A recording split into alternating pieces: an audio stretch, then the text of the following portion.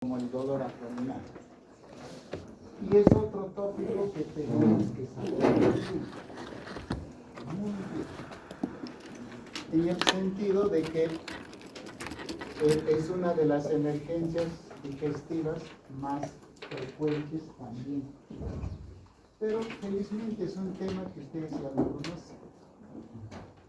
¿Cuál sería? ¿Qué es lo que conocen de hemorragia digestiva? Vamos a participar desde atrás ahora. ¿Qué conoces sobre la hemorragia digestiva? ¿Cómo? Se subdivide en tres: baja, media y alta. No, pero ¿qué sabes? Esa es una clasificación. ¿Cuál es tu concepto de hemorragia digestiva?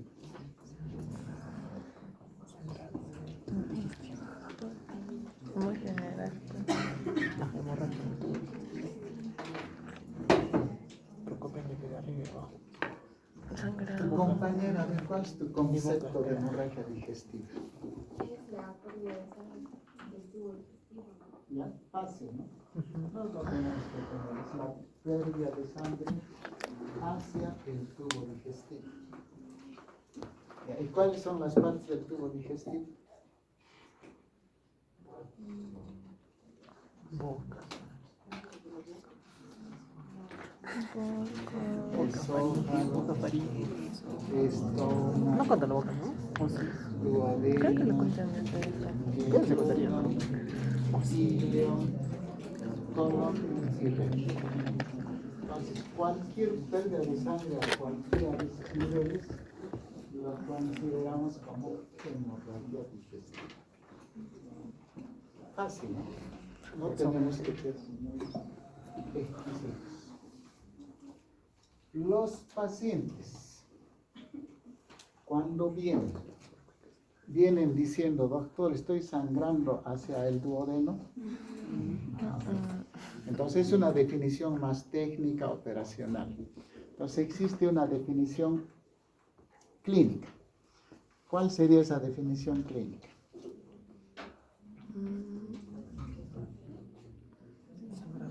¿Cómo te das cuenta que un paciente tiene hemorragia digestiva? A tu compañera, déjame. ¿Cómo? Según los síntomas que presenta, ya sea ¿Cuáles? hematemesis o hematoquesis. Melena, hematemesis, hematoquesis.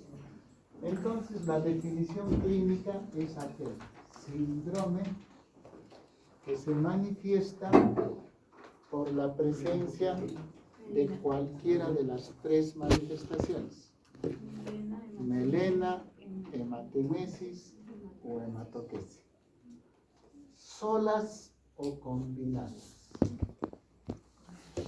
Esa es la definición. La definición clínica. Entonces, la hemorragia digestiva es un síndrome. Les pregunto, ¿qué síndrome? ¿Cuál es la definición de síndrome? Un conjunto de síntomas. O sea, uñero con caspa es conjunto de síntomas. Es síndrome. De acuerdo a lo que me están diciendo, conjunto de síntomas. Algo más falta allí, que comparten mecanismos comunes. Entonces, así, la caspa del uñero, si bien son conjuntos, pero no comparten los mecanismos comunes. Entonces, eso no es síndrome. Bien, ¿cómo era la definición clínica? Me olvidé. ¿Cómo es? Repítenos. Síndrome caracterizado por la presencia de melena, hematemesis, hematoquesis, solas o combinadas. ¿Y cómo era la definición técnica?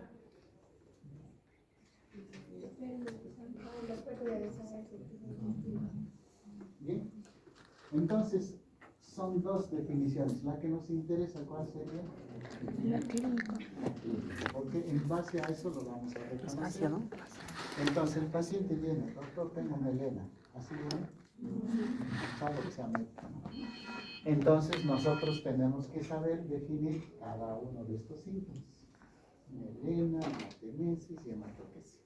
Solamente a manera de screening general. ¿Cómo defines melena?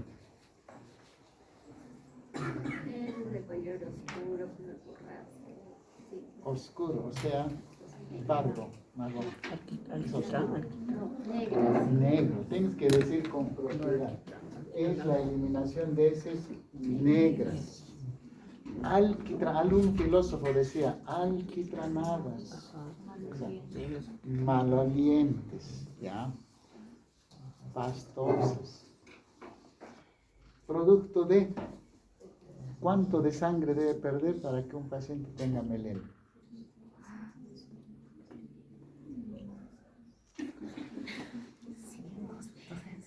Entre 80 a 100 centímetros cúbicos. ¿Y por qué se produce melena? Porque puede tener una úlcera el No, paciente. ¿por qué? O sea, ¿por qué las heces salen negras? Digestión de la Al bacteria. digestión de la sangre con los alimentos. Con las bacterias. No sé. Hay una metabolización de las bacterias, lo metabolizan. Vamos La a ir sangre. buscando. La sangre, no, No sé los alimentos con los jugos No. gástricos. la bacteria metaboliza esa. Las ventanas no están abiertas. Si no, nos bastaba, sacábamos una cuerda ¿Cómo de está la que cortina, intestino grueso? les hacíamos decir ahí, súbete para ver quién está allí, y disimuladamente. Ya, ¿por qué se produce melena? Sí, tiene razón en la digestión, pero no es tanto como dice de los alimentos, Jugos gástricos. sino la digestión del grupo M por parte del ácido clorhídrico y de las bacterias. Y se produce por ese metabolismo un hemopigmento que le da la coloración negra. Entonces tienen que saber con propiedad. Bueno, esto es un concepto que lo deben traer de semiología, ¿sí o no? Lo han hecho. Entonces, no vayamos a demorarnos un poquito más, solamente estamos viendo pues todo lo que les he dicho acá. Y si bien tu compañero decía clasificación, ahora sí.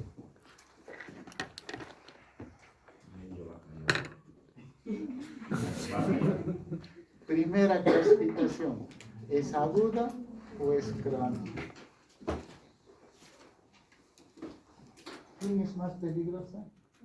La aguda, la que se pone en peligro la vida del paciente.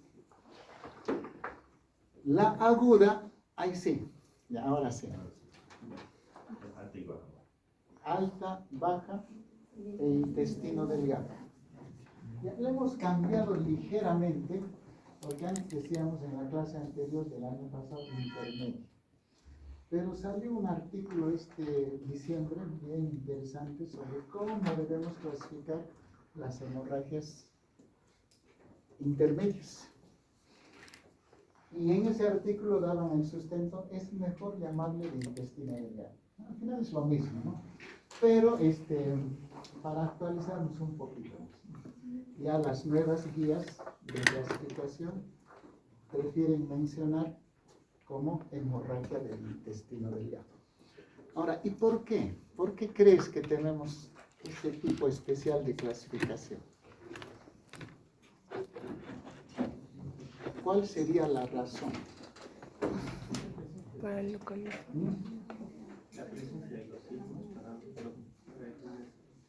Hasta hace exactamente 21 años, nosotros como especialistas solamente disponíamos del endoscopio y del colonoscopio. Entonces, con el endoscopio examinábamos hasta el duodeno. Y con el colonoscopio hasta el ilion terminal como máximo. Colon e ilion terminal. ¿Y cuántos metros mide el intestino delgado? 100. No lo examinamos. Entonces, en ese entonces, llamamos hemorragia digestiva de origen no determinado.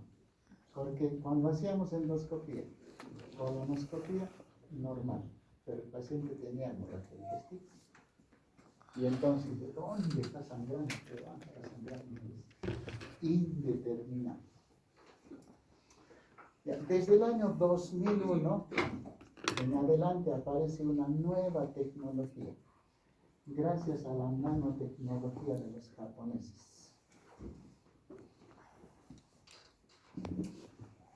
¿Qué creen?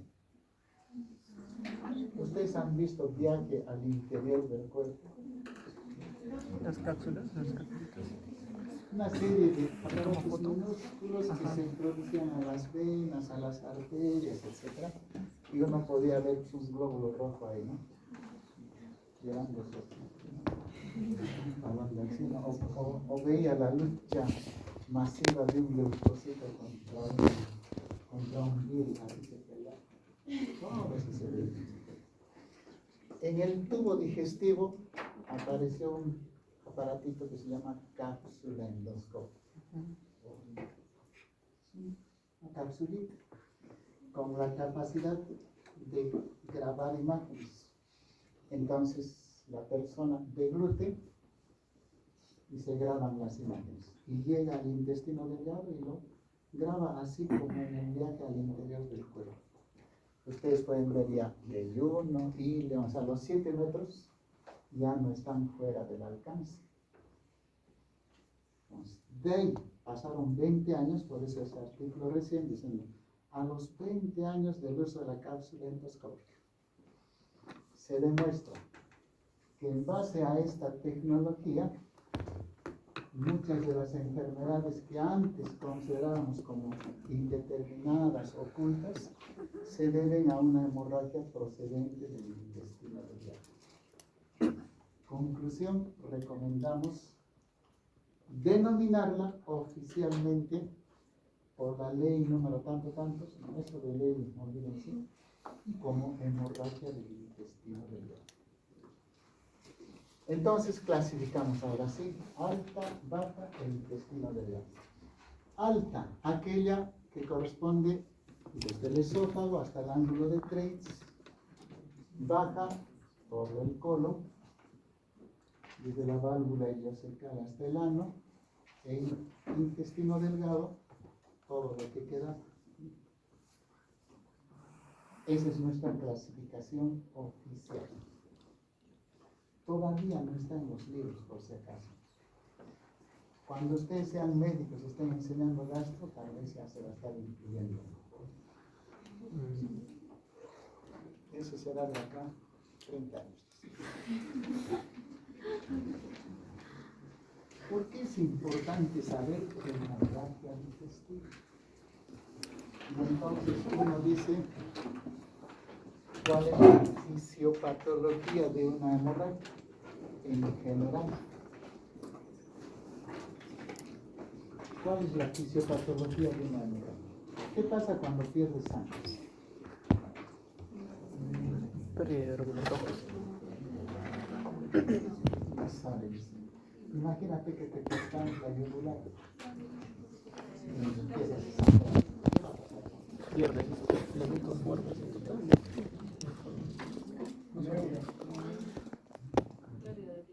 No solo. Ya.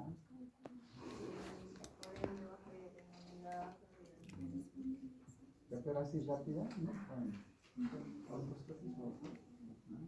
Eso ya es como grave. Ya, hipotensión. A ver, yo diría si hipotensión. ¿Usted sabe por qué hay taquicardia? Para compensar todo. Entonces, cuando una persona pierde sangre en un volumen más o menos significativo, el organismo empieza a compensar. No se queda tranquilo. O si te corto la yugular, automáticamente tu corazón se corta. ¿Con qué objetivo? Pero para que Suplir la para pérdida. que el gasto cardíaco sea mayor. Tienen que hablar con propiedad, no para que me manden más sangre, ¿no? Que el gasto cardíaco sea mayor. Cuando hablamos de foros médicos, tenemos que hablar con el lenguaje médico. Que les dé ahorita una traducción del lenguaje medio vulgar es otra cosa, pues para que aprendan. Pero siempre decir aumenta, tiene que aumentar el gasto cardíaco. Bueno, entonces, cuando una persona sangra, inmediatamente se activan los mecanismos de compensación. El más inmediato, ¿cuál es? La aumentación de la respiración.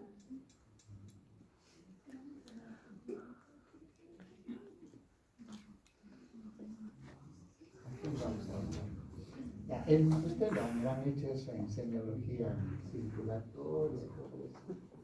Ya, el más inmediato es la reacción a o sea, las catecolaminas. ¿Cuáles son las catecolaminas?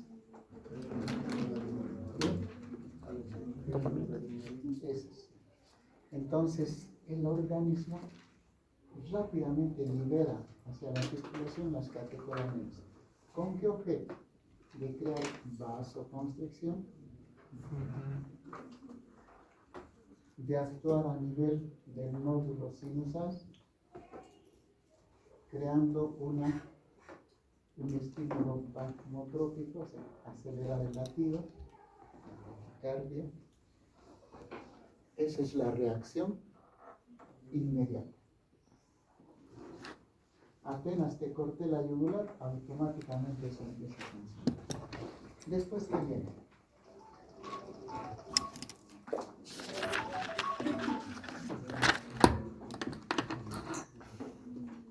Después, ¿qué viene?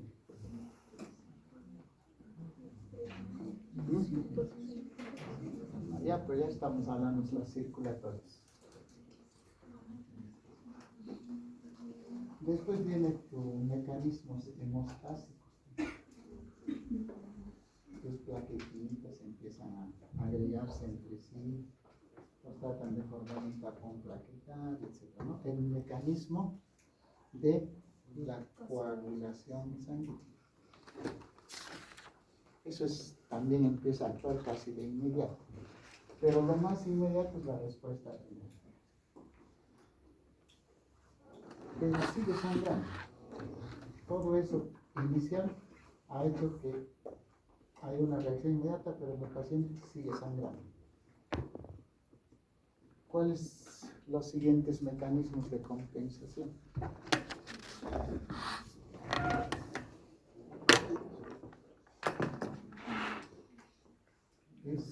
Mi mecanismo de compensación es un Magnum número 9 con mira telescópica para la vida. Si sigues perdiendo sangre, ¿qué va a pasar?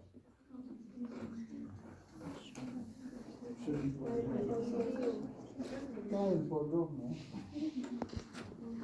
hipovolemia se llama. Al caer el volumen sanguíneo, ¿qué va a pasar? Ya, potencia falla, pero el organismo se queda tranquilo teniendo poco volumen.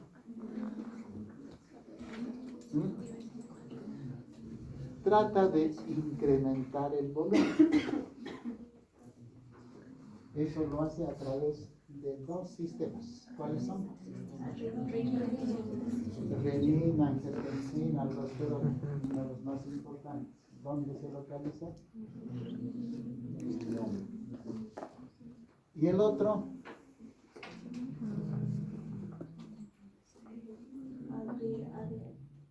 Al sistema de la arginina vasopresina, que es de la ADH, la hormona antidiurética. pero no son inmediatos esos. Esos ocurren después, 24 a 48 horas después, no son inmediatos. ¿Cuáles son los inmediatos? Adherencia, respuesta hemostásica, y luego ya los mecanismos de reposición de volumen, que son el sistema renina-angiotensina-aldosterona y el sistema de la hormona antidiurética. Esto explica el por qué el hematocrito en estos pacientes que sangran teóricamente debería bajar. Está sangrando, sí. Y en las primeras horas no. Se van a dar cuenta cuando un paciente sangra, las primeras 24 a 48 horas el hematocrito no se modifica significativamente. Usted le toman el hematocrito hasta 45. Ese no ha sangrado, mándalo a su casa. ¿Por qué? Porque el mecanismo de reposición de volumen es tardío. Cuando uno sangra, si te cortamos la yugular, ¿qué vas a perder? Plasma y glóbulos rojos en forma similar. Y por lo tanto, el porcentaje de glóbulos rojos divididos en plasma va a ser el mismo. Por eso el hematocrito no se modifica. Común para todos los internos. Llega paciente con hemorragia digestiva, le tomas hematocrito en 45. Lo manda a su casa. Al día siguiente viene el paciente, se me muerto. Ahí sí, ya estaba con hematocrito de un barco.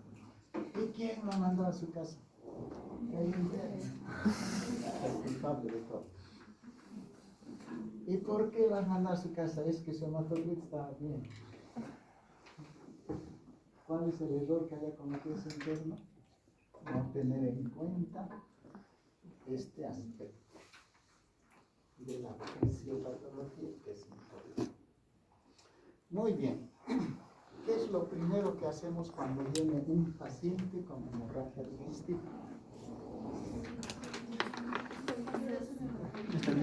Es una emergencia médica. Y sea cual sea la hemorragia, alta, baja, que sea, te hayan cortado la yugular, te hayan cortado la arteria carótida, te hayan cortado la aorta, todo lo que sea, cualquier hemorragia. Lo primero que debo hacer es estabilización hemorrágica. Después ya le preguntan cuántos perritos crías, si has tomado medicamentos, toda la anamnesis que deben saber hacer, bien hecha, pero después. Lo primero es esto, y siempre cae, ¿no? La pregunta les digo. Paciente, así les cambio todo, de 80 años, de que viene con hemorragia digestiva, así bien bonita la historia. ¿Cuál es la primera acción? Así como endoscopía, etc. ¿Qué ponen endoscopía? No caigan, es pregunta de cajón, ¿eh? No caerán ahora. Entonces, ¿qué hacer? Estabilizar hemodinámicamente, porque está perdiendo sangre, pues, el paciente, cuidar la vía respiratoria, reposición de volumen, líquidos como este agüita. ¿Está bien? ¿Por qué no? Es volumen sanguíneo. ¿Por qué no le das cuenta?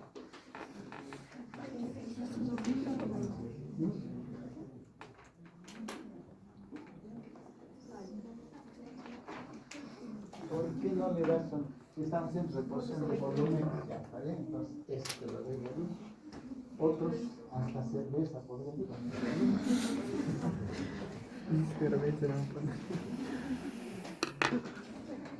Tengo que darle reposición de volumen isotónico al plasma.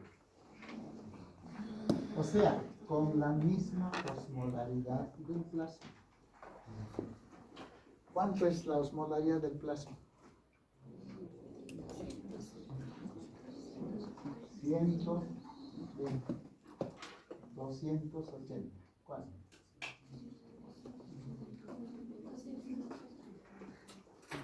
conocimientos básicos de fisiología. 280 a 200 miliosmoles. Esa es la osmolaridad. Entonces, para reponerle volumen tiene que ser un volumen con esa misma osmolaridad. Por eso se llama solución fisiológica. Entonces, tu respuesta es, no es solución fisiológica. No tiene soda. O sí tiene. ¿Quién le da la osmolaridad? Entonces, por eso utilizamos cloruro de sodio al 9%. Tienen que más o menos entender el motivo por el cual se da cada una de las sustancias.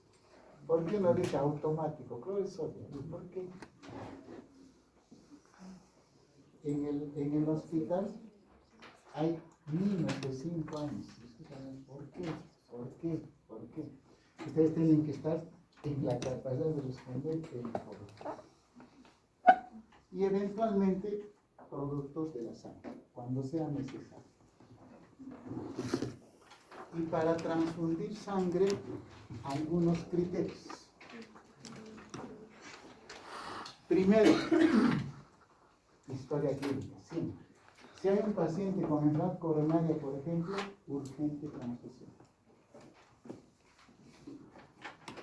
Y cuando transfundir, la evidencia es básicamente el nivel de hematocritos. O hemoglobina también si quieren. Pero ojo, cuidado con interpretar la cifra de hematocritos, porque en las primeras horas es igual. Es igual, parece normal. Y ya saben por qué, ¿no? Por el mecanismo de dilución, de adenina, etc. Entonces, si el hematocrito es menor a 20%, transfundan si el paciente es joven, menor de 45 años. Si es más, no transfundan en esa edad. Y en un mayor de 60 años, el nivel de transfusión es 30%.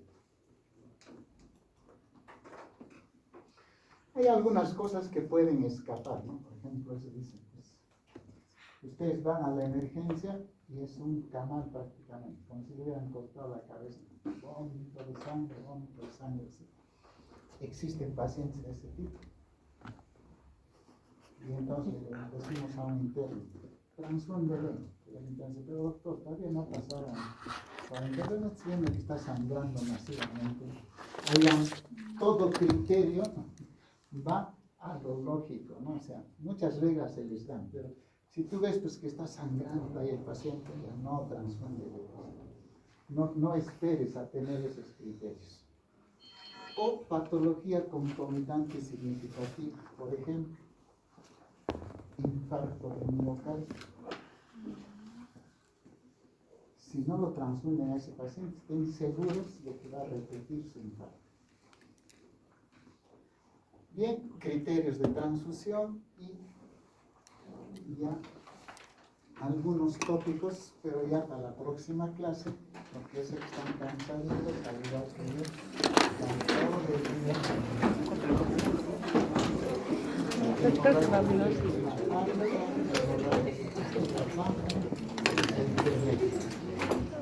Algunas cosas sencillas que tienen que ir aprendiendo de todas esas cosas.